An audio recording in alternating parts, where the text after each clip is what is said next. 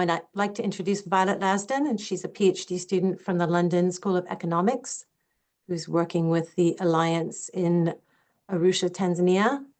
And she'll be talking about engaging rural youth in data-driven plant breeding.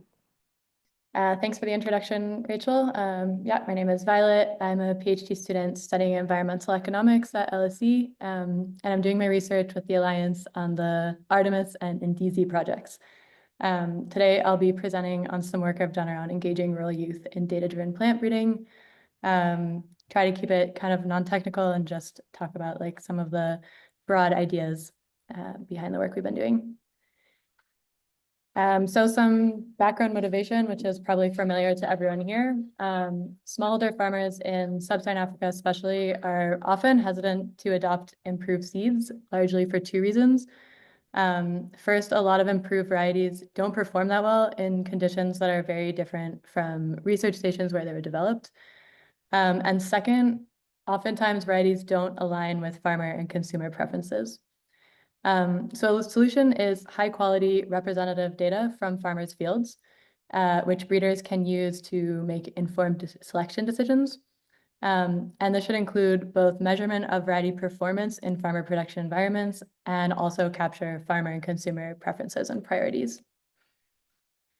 So I've been doing my PhD research with these two sister projects at the Alliance, which are both using AI in really cool ways to capture and process new kinds of data that really wasn't accessible to breeding programs in the past. I'll just talk very briefly about them. Artemis is a smartphone deployable computer vision phenotyping tool. So basically with traditional phenotyping, you would have to send trained technicians to measure lots of aspects of how the plant performs in the field. And to capture those critical G/E interactions, you would basically need to take these measurements in many different environments, sending people all around, taking measurements throughout the season. And it really ends up not being feasible to capture that many environments, given limits on technical capacity, and even just things like transportation budgets.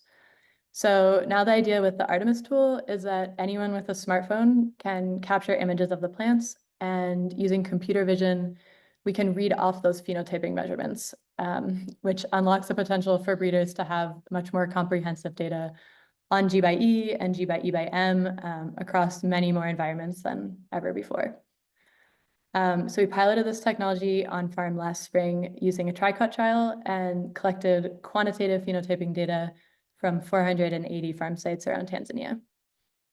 Then Ndisi is a project that's using large language models to parse interview data, which has many applications, but we've been using this technology to basically enhance PVS, participatory variety selection. Many breeding programs conduct interviews with farmers to understand their trait preferences and try to understand different market segments and define user and product profiles. But anyone who's had to transcribe and code interview data knows that it's not really scalable. So you end up relying on what just a handful of people told you, which might not be representative of the wider population or include all types of people out there, right? So with Ndisi, you run a semi-structured interview asking farmers about their variety preferences in the context of a TRICOT trial and record it, again, just using a smartphone. And then using large language models, we're able to identify the traits people list and the sentiment. So are they pleased or displeased about the way the trait is presenting? And we can get a measure of how well each variety is performing along each trait, as well as which traits are most important to farmers. And all this information just comes out in like a nice data set ready for analysis with no transcription or interview coding required. But the challenge, even with these tools, is making sure that the data we collect is actually representative of all the people who might be seed users or consumers of the crop. So in this talk, I really wanted to focus on building representative data sets and some methods for setting up variety trials in a way that's as inclusive as possible of all types of farmers and farmer management systems and environments. So obviously farms vary widely in environment and management. Farmers have different goals and preferences. And if trials exclude certain farmers or environments, then new seeds won't meet their needs, even if breeders are making the best data-driven selection decisions. right? If something or someone is missing from the data, then the best selection in the world can't help them, and the decisions can only be as good as the data that they're based on. So as most of you have probably observed at some point, there tends to be a lot of convenience sampling in variety trials. What I mean by that is like selecting farms that are closer to the research station and working with farmers who are maybe more proactive, who have strong ties to breeding programs or extension services. And that makes a lot of sense, right? Like it's cheaper and easier to work with this type of farmer. And when your trial involves sending a team of technicians from the research station out to these farm sites to get data, then that's pretty much the only option. But what that means is you only get data on how these genotypes perform in environments that are sort of similar to the research station. And you get the preferences of the certain type of farmer who may be different in important ways from the rest of the population. And then, like I just said before, this data leads to selection for just a subset of people and environments, and adoption may remain low overall. So last spring, we ran a kind of mock variety trial, mock because we used like commercially available varieties and not like selection materials, using the TRICOT approach with common bean to test the Artemis and Indizi technologies and also to try out a possible solution to the convenience sampling problem, this kind of modular approach for highly decentralized data collection, which I'll describe throughout this presentation. The first consideration is making sure that we had representative environments. In Tanzania, common beans are often bred for release in the whole country, which maybe isn't ideal, but that's another conversation. But anyway, that means that a good variety trial should include all the different microclimates within that TPE. So I did some very simple clustering of long-term climatic variables that were selected based on crop ecophysiology literature as known drivers of common bean performance. So we end up with a kind of crop-specific agroecological zones. Anyway, this is just like a rough way of identifying areas that are likely to be different with respect to bean performance. So we'd want to observe our varieties in each of these zones. Okay, so we selected 40 villages pretty much randomly from 6 districts within 2 of the zones. Ideally, we'd want to include all 5, but just for the pilot, we stuck to 2. And what was really key here is that no village was excluded for being too remote or difficult to access. As you can see in the picture here, we got stuck in the mud quite a few times due to this rule. But ultimately, once the modular trial design is fully operational, the idea is that the entire trial and data collection happens from within the village, and visits like this aren't required at all. And that's kind of key to overcoming the convenience sampling bias and systematically observing variety performance across distinct agroecologies. Then we also tried to be as representative as possible of all types of bean farmers.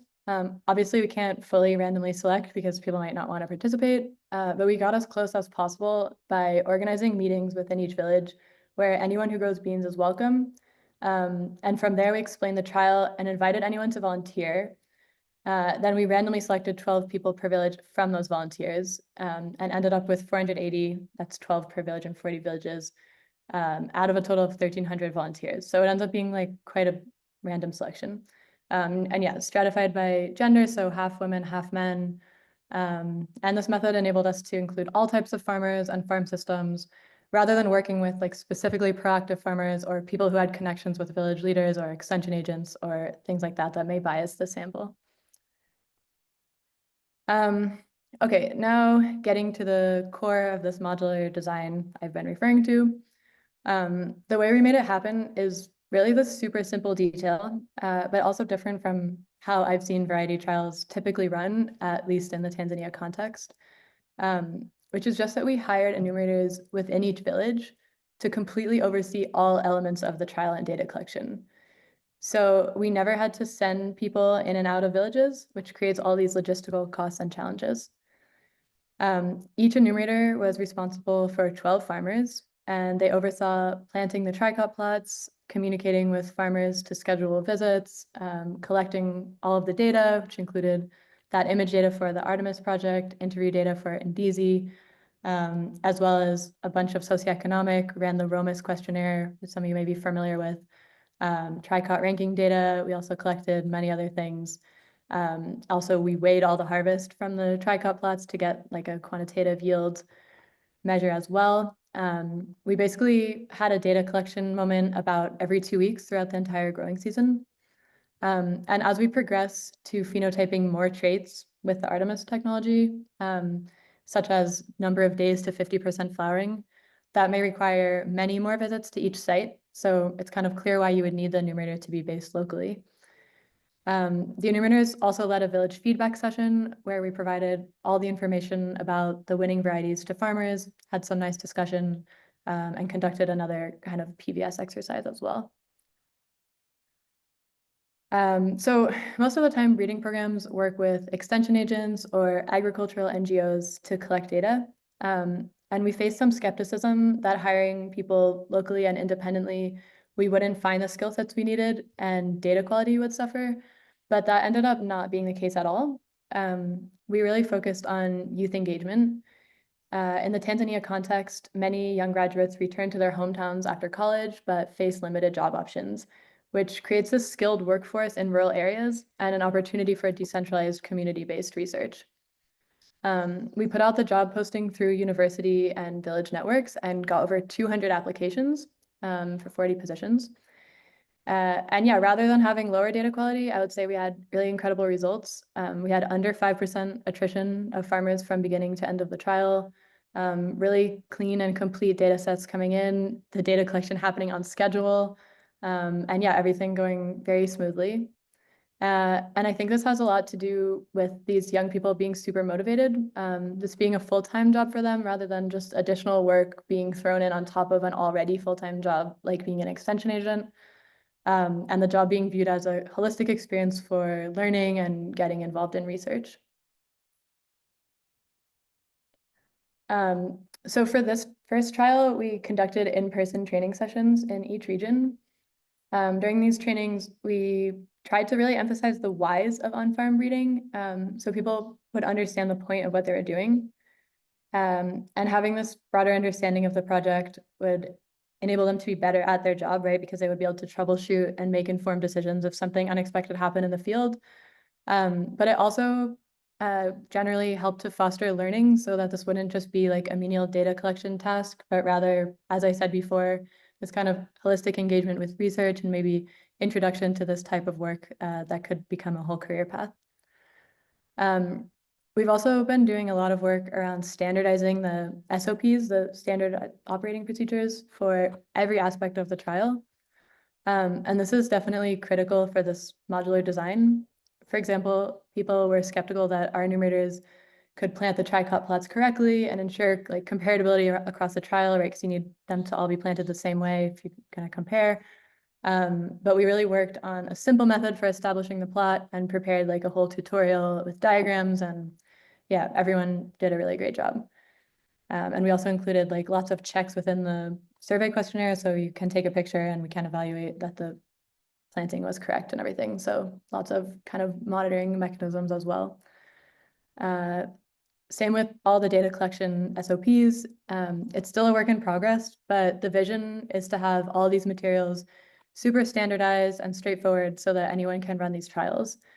And we're also working on making all the materials digital using videos and other multimodal teaching tools so that eventually no in-person training will be necessary, which will further reduce costs and enable any village, no matter how remote, to be included in variety trials. So yeah, this youth engagement ended up being a totally win-win partnership. The enumerators were the cornerstone of our success. Decentralized data collection wouldn't have been possible without them. And at the same time, it was a unique opportunity for them to gain skills and experience, and obviously also just to have a well-paid job in their own community, which in many cases has led them to be hired for other work. And we've also rehired almost everyone for our 2025 trial.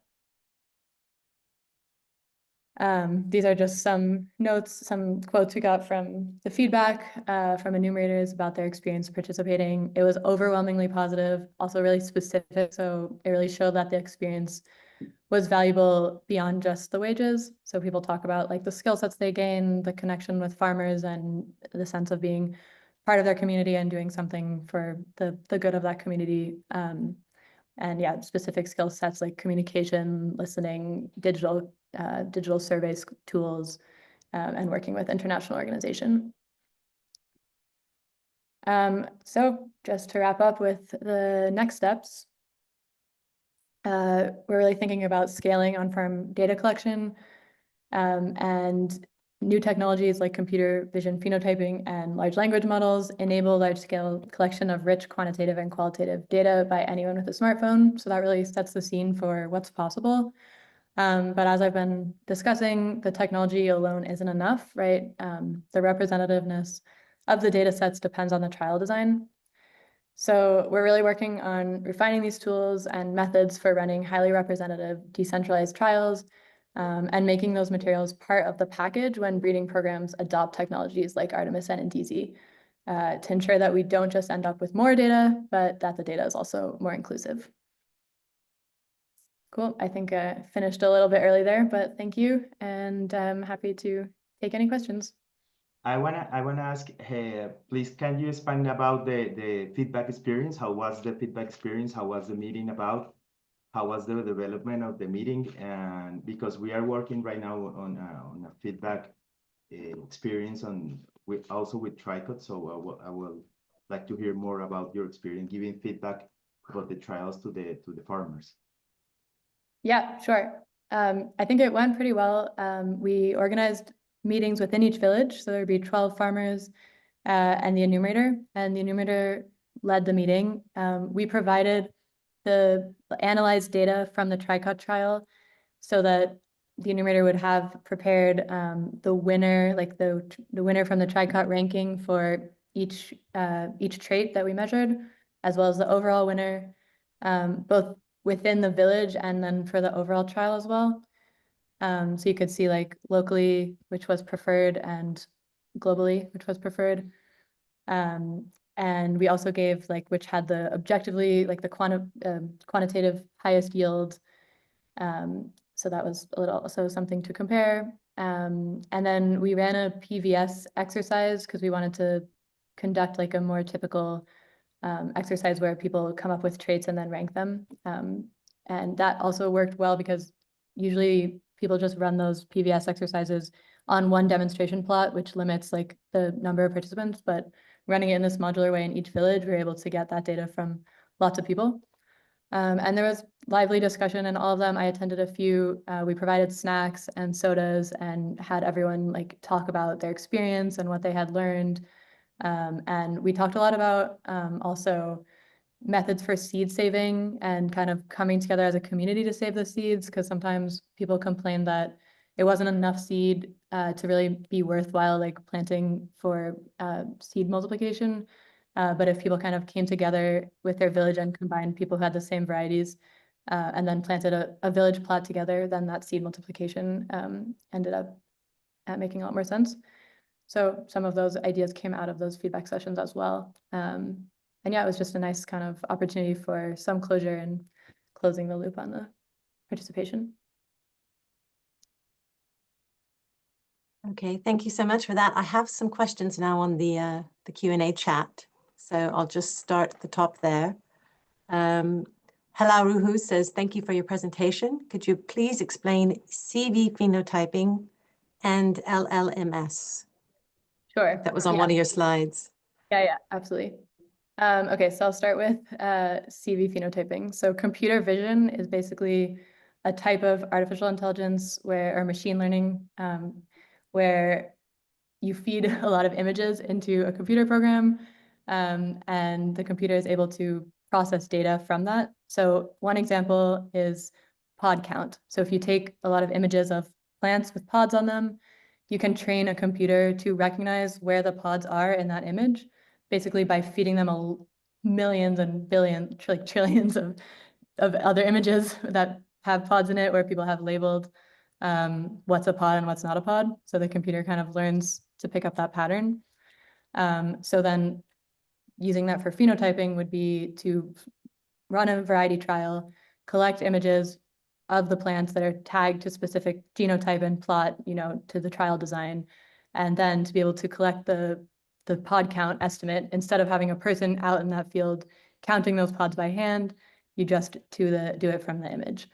We're also working on flower count, days to 50% flowering, disease score, stand count, and that list will go on. The pilot study has been on common bean, but it will expand to other crops as well.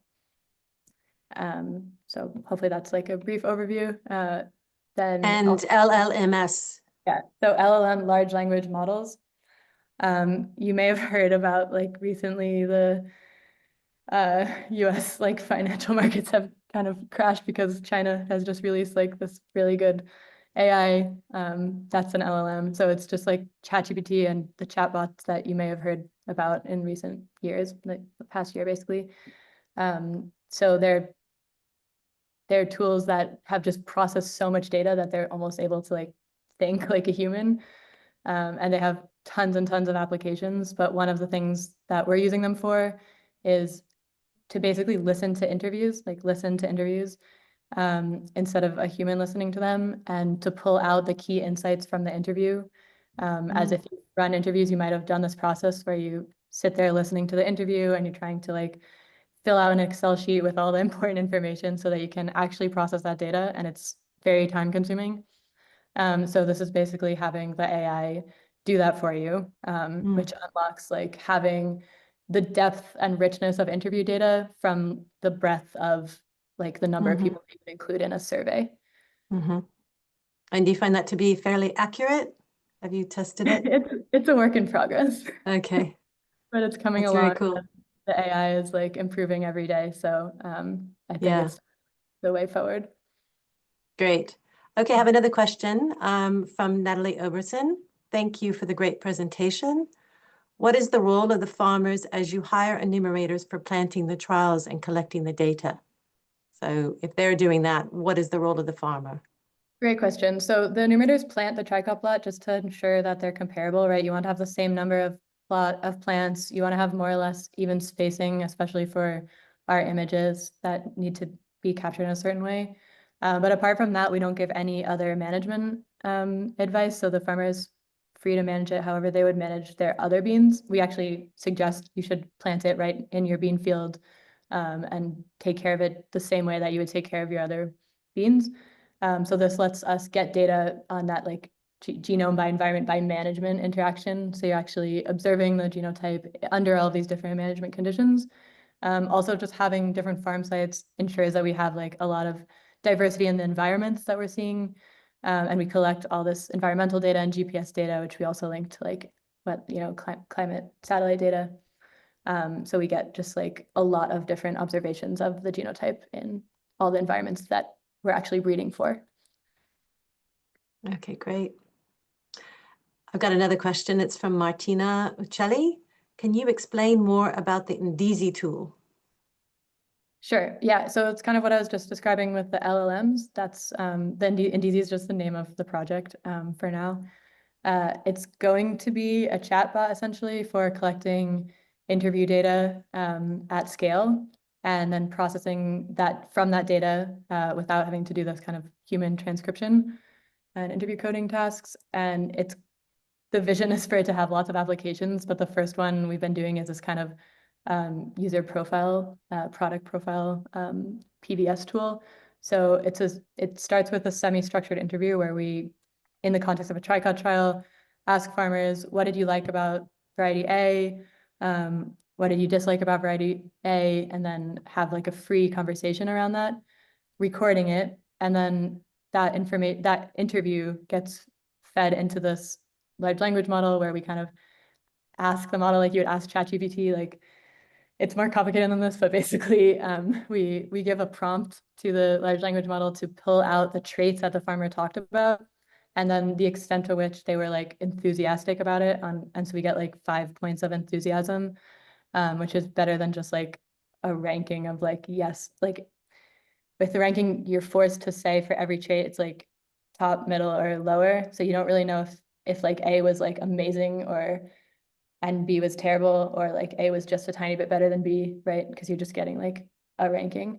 But with this one, you can say like the yield on A was incredible. Like I had never had yield like that before. And it picks up on those details, and then we'll put the score for variety A of yield higher. So that's one task, is it like describes the varieties along each of the traits that's mentioned by the farmers. And then the other thing that it does is kind of scale the relative importance of traits to different farmers.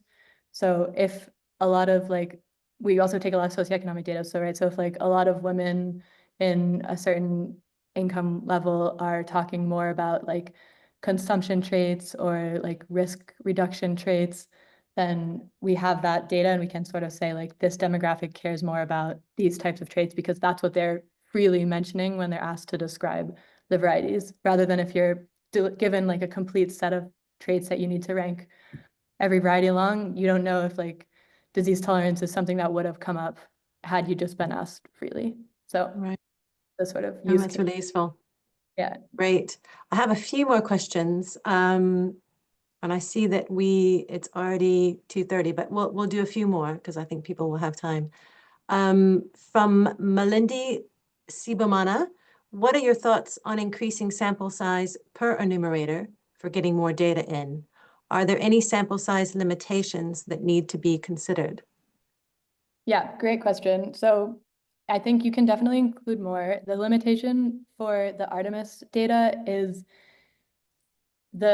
every data collection needs to happen a certain amount of time after planting, because if you're collecting pictures, for example, of stand count, right, you need to collect that picture of the plot after all the plants have germinated, but before the canopies have closed, or the image won't be able to be processed by the computer vision. So what that means is we had a very kind of complicated scheduling thing, and we're working on like building a system for this, but if you plant like if you plant 4 TRICOT plots in day 1 and then the next 4 day 2, you need to return to those first 4 like exactly 10 days later, in the same order. So the point being, if the planting window is too broad, like the rainy start and you kind of need to plant right away, if you wait, like if you can only do 4 per day and then you go like 10 days, then you kind of miss that planting window. So that's the limitation, but you could definitely go up to like 5 or 6 days, maybe 10 days, I don't know. But the limitation is more like number of farms per day rather than number of farms per enumerator. Sorry, that was kind of not the best answer. Wait, I think you're muted, Rachel. Sorry. I think you answered this in your talk, but what is the ratio of enumerator to farmers? Is it 12? It's 1 farmer per 12. Sorry, 1 12. enumerator for 12 farmers. Yeah, exactly. Okay. And that was Yeah. just because we wanted everyone we wanted to take only 3 days for each data collection. So, and we thought they could do 4 farmers per day, like plant 4 plots per day. Okay. But yeah, I do think I'm going to take one more question, and actually this combines 2. It has to do with language. Natalie asked, how does the AI tool you're using deal with local languages, assuming the farmers don't speak English during the evaluation? And Bello also asked that same question. How do you handle the language barrier with local so farmers? it's only for Swahili right now, and it would need to be retrained for every local language. So it's not ideal for like areas where the language is really different from one place to another. Mhm. In Tanzania, pretty much everyone speaks Swahili. Okay, great. And I'll just do one more question in the chat. This is from Tessie Madu. Great presentation. Did you encounter any challenge or challenges in selecting your farmers, and how did you solve that challenge? Yeah, it was a challenge. So I'm doing my PhD in economics, and everyone is very stickler about like random selection. So to like write an economics paper, you have to like make sure that it's like a random sample that's representative, which I do think the spirit of that is really important, as I discussed in this presentation. But in the end of the day, like if you just randomly select people, sometimes people don't actually understand what they're signing up for, and then they end up dropping out. So we did have about 15% of the initial selected farmers who had all volunteered to participate and then been selected ended up kind of dropping out once they realized like how much of a commitment it was going to be. But then we were able to find other people to take their place really easily. So yeah, that was a challenge. In the future, I would do less of a strict method. So maybe still like opening to everyone, but then like doing a little bit more talking with the farmers before signing them up. Yeah, okay. Great. Well, that's really helpful to everybody. And I'm just going to kind of wrap things up. First, just to thank Violet again for sharing her experience with us. It was a great presentation. And also, I just want to go to my screen. Let me share it. Okay. Can you see my screen? Yeah. Okay. Yeah, you got some hearts and thumbs floating up there through the, okay, great. Yeah, I just want to share with everybody, if you don't know already, some of the resources that we have with 1,000 Farms. So there's our website, 1000farms.net. And then you can also follow us on social media on X and on LinkedIn. And then we have a community website where you can join, introduce yourself, and open dialogues and get more information on on-farm testing and what people are doing. And this is also the site where we will be putting the recording for our webinars. So keep an eye on that. And with that, I'd like to thank everybody for joining. And thanks again to Violet.